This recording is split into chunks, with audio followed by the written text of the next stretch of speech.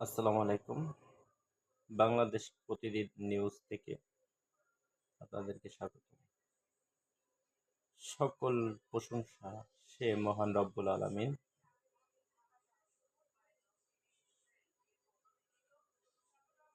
হযরত মুহাম্মদ মুস্তাফা সাল্লাল্লাহু আলাইহি সাল্লামের সেই রওজা মুবারকে আমার সালাম, শ্রদ্ধা, ভালোবাসা জানিয়ে আমি আজকের এপিসোড শুরু করছি। আপনারা দেখেছেন ইতিমধ্যেই ২টি কমল পানি এনেছি। একটি ইসরায়েলের পণ্য, একটি আমাদের ফ্রম বাংলাদেশের পণ্য। আপনারা জানেন ফিলিস্তিনে যুদ্ধ বিরতি চলছিল, এক কথায় শান্তি চুক্তি ছিল। সেই শান্তি চুক্তি লঙ্ঘন করে ইসরায়েল ব্যাপক গোলাবর্ষণ করে আবার নতুন করে ফিলিস্তিনে ৫ শতাধিক শিশু কৈশোর বাল্যবৃদ্ধ অনেকেই হতাহত হয় এবং মারা যায়। এবং আজকে ২৪ তারিখ, আজকেও ব্যাপক বোমা হামলা করা হয় গাজার একটি হাসপাতালে। আমি সেই একটি ভিডিও দেখলাম, মেসেজ দেখলাম।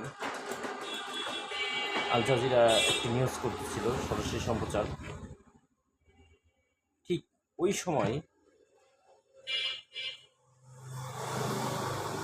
ফিলিস্তিনের হাসপাতালের উপরে বোমাবর্ষণ করে ইসরায়েল। তারা এরকম একটি লাগামহীন রাষ্ট্র, কেউ লাগাম টেনে ধরতে পারছে না। আমাদের বাংলাদেশ থেকে আমরা অনেক প্রতিবাদ করেছি, অনেক মাজলুমের পাশে দাঁড়িয়েছি।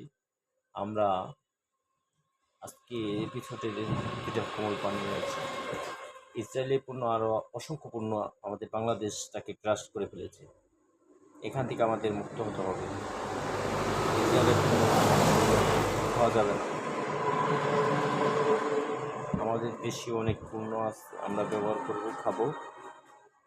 সাবান, শ্যাম্পু, আরও নিত্য প্রয়োজনীয় অনেক জিনিস আছে দেশীয় পণ্য, সেটা আমরা ব্যবহার করব। আমরা ইসরায়েল পণ্য আর ব্যবহার করব না, ইনশাল্লাহ। তবে আরেকটা জিনিস যেটা বলতে চেয়েছিলাম, এখানে মজুর কোম্পানির থেকে একটি স্ক্যানার আছে, আপনারা দেখতে পাবেন। আমরা শুনেছিলাম যে মজুর কোম্পানি থেকে ফিলিস্তিনকে সহযোগিতা করা হয়, এখান থেকে কিছু টাকা তাদের জন্য রাখা বরাদ্দ করা হয়। তবে আমরা কিন্তু একটু কিনলেই তারা টাকাটা পাবেন। এই স্ক্যানার করে এখানে একটা কোড আসবে, কোডে মেসেজের মাধ্যমে, তাহলে তারা কিন্তু সেই টাকাটি তারা পাবে। বিশেষ করে আমরা যারা খাই, এই কোমল পানিটি যারা খাই, আমরা এই কাজটি করে নেব। হ্যাঁ, তাতে আমাদের ফিলিস্তিন একটু উপকৃত হলে আমাদের কাছে একটু ভালো লাগবে আশা করি। আর ইসরায়েলি পণ্য, আমরা অনেক পণ্য আছে, আপনারা জানেন ইতিমধ্যে অনেক নেট যোগে অনেক পণ্যই খরচ করা আছে, লাল দাগ দিয়ে আছে। আপনারা সেগুলো কিনবেন না। আপনারা যদি না চিনেন, যেগুলো ফেসবুকের মধ্যে সার্চ দিলে আপনারা পেয়ে যাবেন ইসরায়েল বিরোধী পণ্য, সেগুলো আমরা ব্যবহার করব না। তো আজকে এই বিষয় নিয়ে একটু কথা বলতে চেয়েছিলাম। তো আজকে আমি ফিলিস্তিনে যে হাসপাতালে কথা বললাম, জরুরি সেবা যেখানে চালু থাকে সেইখানে পর্যন্ত তারা বোমা হামলা করেছে। এবং আরো ৩ দিন আগে আমি একটা নিউজ দেখেছিলাম। সেই নিউজটা হচ্ছে, অনেকের ডেড বডি যখন অ্যাকচুয়ালি জানাজার হচ্ছিল, সেই জানাজারের সময় তারা বোমা হামলা করেছে। কতটা পাষাণ হৃদয়ের মানুষগুলোর কাছে যুক্ত করে। তারা জানেন এই আরব বিশ্ব এবং ইংরেজরা এবং হিটলাররা কেউ ইহুদিদেরকে জায়গা দিচ্ছিল না, এই আরবরা জায়গা দিয়েছিল। সেখানে তারা রাষ্ট্র গঠন করে ফিলিস্তিনের ভূমি দখল করে রাষ্ট্র গঠন করে আজকে তাদেরকে উচ্ছেদ করছে। বিশ্ব বিবেক তাকিয়ে তাকিয়ে দেখছে, কিচ্ছু বলছে না। আজকে যদি এই হামলাটা অন্য কোনো রাষ্ট্র হতো, জাতিসংঘ বসে থাকতো, ইমিডিয়েটলি তাদের বিরুদ্ধে অ্যাকশন নিত। তাই আমি আমাদের বাংলাদেশের জনগণকে, বাংলাদেশের তরুণ যুবক সবাইকে বলতে চাই, আমরা সবাই কোমল পানির সাথে সবাই কিন্তু একটু জড়িত। এই পানিগুলি আমরা সবাই ব্যবহার করি, খাই। আপনারা ইসরায়েলি পণ্য আর প্লিজ আর খাবেন না, দেশীয় পণ্য খাবেন, তাতে ভালো হবে। কল্যাণময় একটি রাষ্ট্র হোক আমাদের। ইসরায়েলি পণ্যগুলি আমাদের দোকানদার ভাইদেরকে বলছি, আপনারা আস্তে আস্তে আস্তে আস্তে এগুলো কমাই দেবেন প্লিজ। রিকোয়েস্ট,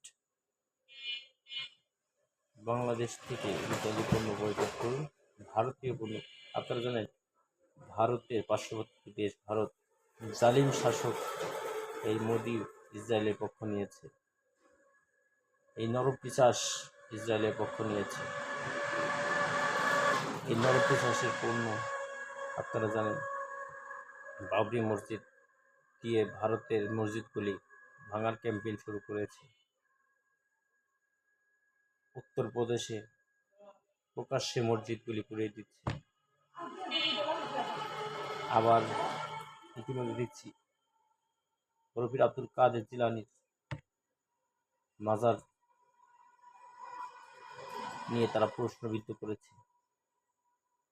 ইহার পরে দেখেছি বর্তমান প্রেক্ষাপটে 2025-এ অরঙ্গজেবের সমাধি নিয়ে তারা প্রশ্ন তুলেছে। তার সমাধি এখান থেকে সরে নেওয়ার জন্য ব্যাপক চক্রান্ত করছে এই বিজেপি সরকার। সবাই ভারতীয় পণ্য বয়কট করুন প্লিজ, সবাই ভারতীয় পণ্য বয়কট করুন।